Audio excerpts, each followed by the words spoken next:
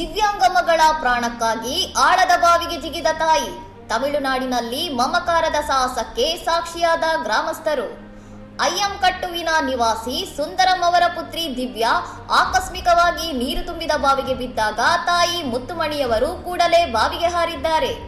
ಬಾವಿಯೊಳಗೆ ಮಗಳನ್ನು ಒಂದು ಕೈಯಲ್ಲಿ ಗಟ್ಟಿಯಾಗಿ ಹಿಡಿದುಕೊಂಡು ಮತ್ತೊಂದು ಕೈಯಲ್ಲಿ ಹಗ್ಗದ ಆಸರೆ ಪಡೆದು ರಕ್ಷಣೆಗಾಗಿ ಮುತ್ತುಮಣಿಯವರು ಕೂಗಾಡಿದ್ದಾರೆ.